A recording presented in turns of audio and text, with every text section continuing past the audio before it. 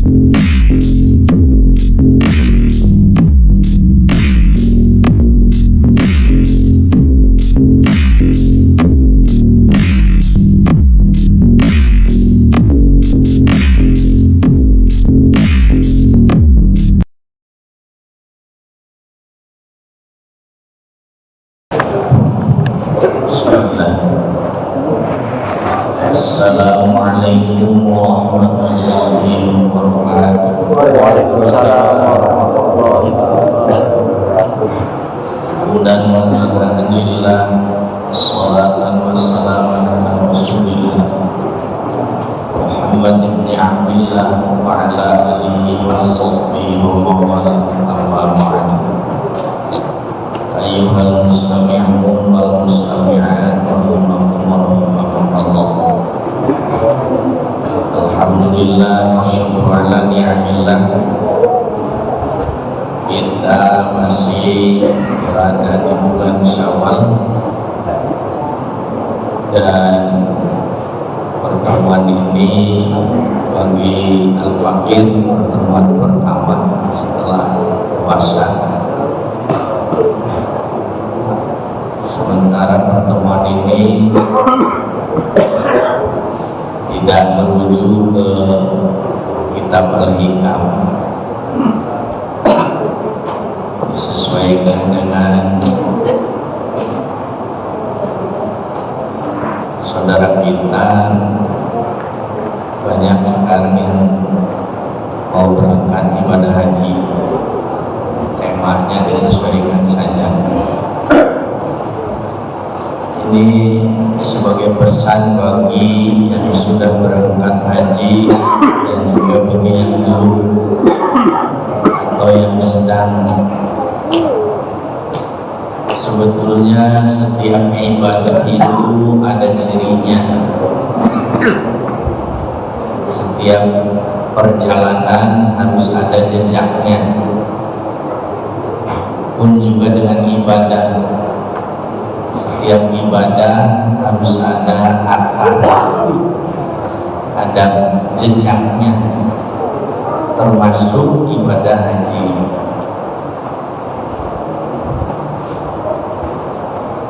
Paling tidak ada 4 ciri bagi haji yang mabrur. Singkat saja, yang pertama adalah al-khawfu bil jalil, tambah takutnya pada Allah yang Maha Agung. Kalau beberapa masih ceroboh ibadahnya, sudah pulang dari haji, tambah hati-hatinya, tambah takutnya akan murka Allah. Kalau sebelumnya masih lalai, pulang haji hendaknya sudah lebih giat. Begitu dalam sisi usahanya, pergaulannya, ibadahnya, berkeluarganya, makin warok. Warok itu lebih hati-hati.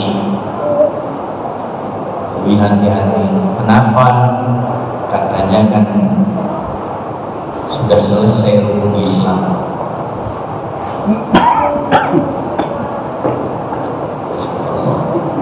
Sudah selesai rukun Islam.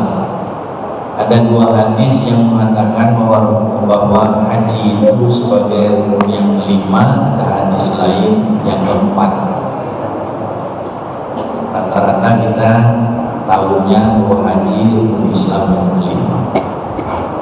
Kenapa haji sebagai urutan yang kelima? Dalam kitab Hikmat Tasyri' wa Falsafatuhu yang mulia di IAIN, di UIN, pasti semuanya mengenal literatur ini. Kenapa haji diletakkan sebagai ibadah yang terakhir? Karena seluruh rukun Islam yang 4 ada dalam haji. tidak berlaku dengan kebalikannya. Rukun Islam yang pertama syahadat. Orang bersyahadat sah sekalipun tidak sedang haji.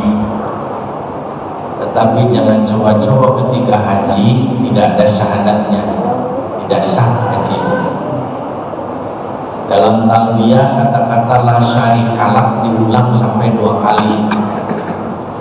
Baik Allahumma labbaik la syarikalah labbaik innal hamda wa ni'mata laka wal mulk la syarikalah, itu la syarikalah lagi, yang artinya tidak ada sekutu bagimu ya Allah. Jangankan tidak ada syahadatnya, syahadatnya tidak lengkap, tidak jejak, tidak bulat alias musyrik, jelas membuat hajinya tidak mabrur. Talbiyah itu pernyataan kita. Ibadah haji, ibadah fisik. Tidak ada rukun haji bangsa ucapan. Maka zikir yang disunahkan diperbanyak adalah talbiyah. Yang pakir kebetulan lagi tugas bimbingan manasik di Al-Barkah di kota Bekasi. Yang kedua, sholat. Orang sah sholat sekalipun tidak sedang haji. Tapi jangan coba-coba orang haji tidak ada sholatnya. Allah, orang pada berjamaah ke Haram Nabawi, tidur hotel. Yang penting pulang ke rumah pakai peci putih, orang rame-rame, termasuk sinden organ tunggal ambil haji. Itu haji tamattu, tangi mangan turu. Haji itu ada 3, tamattu, haji ifrad, ada haji qiran. Terus dipelesetkan tamattu jadi tangi mangan turu. Haji tamattu itu mendahulukan umroh, rata-rata gelombang pertama Madinah dulu, kemudian Mekah. Itu haji tamattu. Dibalik haji qiran bareng-bareng hajinya sekaligus dengan niatnya, sekaligus dengan umrohnya. Baik, jangan coba-coba, karena Allah menyatakan wa man farada fihinnal hajjah wala rafasa wala fusuqa wala jidala fil hajj. Meninggalkan yang diperintah, melakukan yang dilarang, itu perbuatan fusuk. Fusuk itu nama perbuatan, orang yang melakukannya namanya fasik. Fasako yang suku fuskon fahuwa fasikun. Bapak-bapak, kalau ahli bangunan ada alat pengukur sudut 45 derajat, namanya fasekon. Dari bahasa bengkok apa lurus? Ya bengkok 45 derajat deh. Oh enggak ngomong aja deh. Akan alat untuk mengukur sudut, namanya sudut yang bengkok. Orang yang ngaku mukmin muslim tapi perbuatannya bengkok, dalam Al-Quran disebut fasikun. Bengkok. Salah satu meninggalkan sholat, maka wala rofasa wala fusuqa wala jidala fil haji. Jangan rofas, jangan fusuk, jangan jidal, jangan menjadalah, bertengkar, lurus, hati-hati. Kemudian yang ketiga zakat. Orang zakat tidak sedang haji sah, tapi haji hati-hati dengan harta yang tidak dizakati. Lihat Jawahirul Bukhari mengatakan, qala al-'abdu labbaik Allahumma labbaik, qala Allah azza wa jalla la labbaik la sa'daik. Cuman kitanya itu nggak tahu, nggak dengar. ketika seseorang hamba Allah yang menunaikan haji yang berikut umrah mengatakan labbaik Allahumma labbaik, iya ya Allah, aku penuhi panggilanmu, dijawab sama Allah. Bagi orang yang hartanya belum disucikan, la labbaik, tidak, ente tidak memenuhi panggilan. Wala sa'dai, dan tidak ada kebahagiaan surga yang dijanjikan untukmu. Jangankan pakai, pernah tahun-tahun lalu ada bupati di daerah Sumatera yang sedang walimatus safar ditangkap KPK.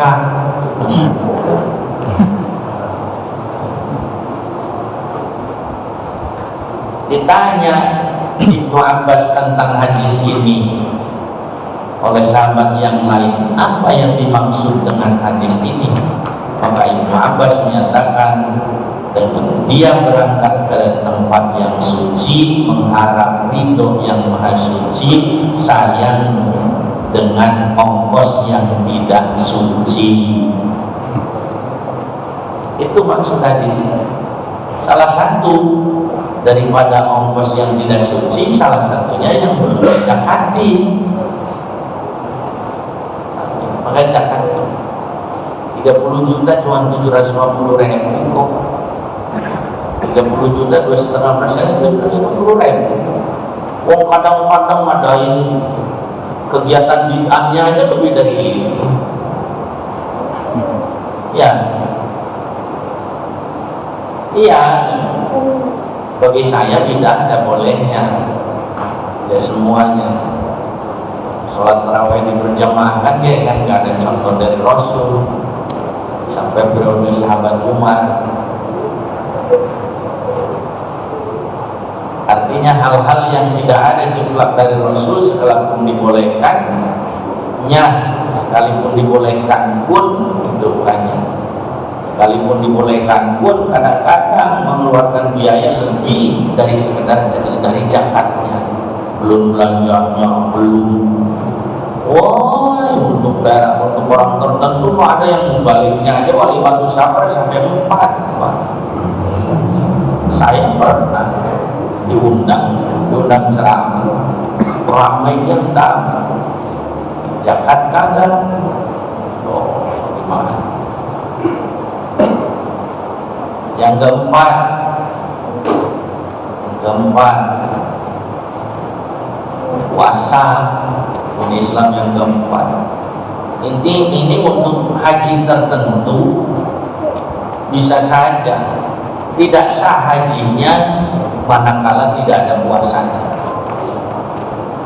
Artinya orang puasa tidak sedang haji sah puasanya, tapi orang haji tidak ada puasanya, hati-hati, jadikan tidak sah hajinya. Yang mana tuh? Haji yang mana tuh? Yang tidak disandang dalam Al-Quran. Fa'ilam tajidu, maka apabila kalian tidak mendapati hewan untuk dam, tidak bisa melaksanakan dam, haji tamattu pasti keluarkan dam. Atau melanggar ihram, langgaran ihram ditabrak, maka satu kasus, satu kejadian, satu delik boleh dibilang keluarlah dam satu. Bagi yang tidak bisa dam, Allah yang menyatakan 3 hari puasa di tanah suci setelah tawaf ifadah selesai. Maka setelah idza raja'u, apabila sudah kembali ke tanah air, ke sab'u ayamin, 7 hari, maka jumlah keseluruhan 10 hari. Tuh, makanya haji diletakkan jadi yang terakhir. Kenapa? Karena seluruh ibadah yang lain ada dalam haji.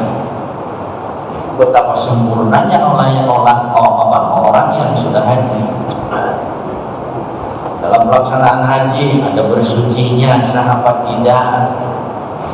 Nanti jangan-jangan tayamum ke punggung suami lagi tawaf.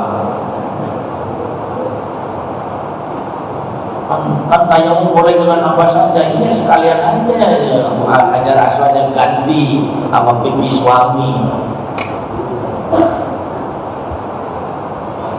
Tayamum ke punggung suami gimana ceritanya? Tawaf batal tawafnya, mau mampir toilet jauh, tayamum ketiang, biarin aja ini sama suami saya nempelnya ke bumi, akhirnya tayamum perlu suami atau ke punggung gitu. Ya Allah, segitu. Kayak gitu. Itulah ibadah haji. Kumpul seluruhnya ada dalam haji. Seluruh ibadah, ada istinjanya, ada toharohnya, ada syahadatnya, ada sholatnya, ada puasanya, ada zakatnya. Kumpul dalam haji ada semua. Kebalikannya tidak. Maka dari itu hendaknya setelah pulang haji merasa sayang,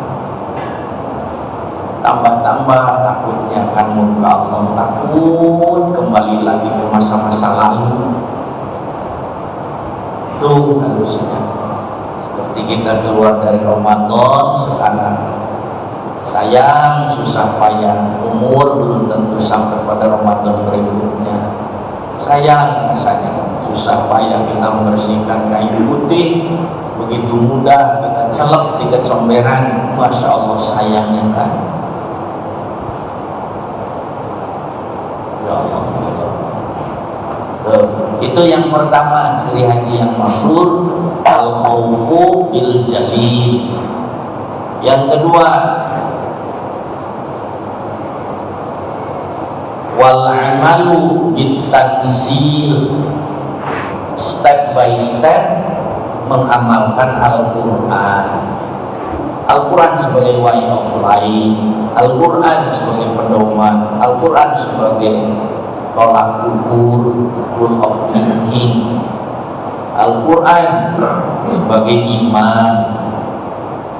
Mulailah seutuhnya kiblat kepada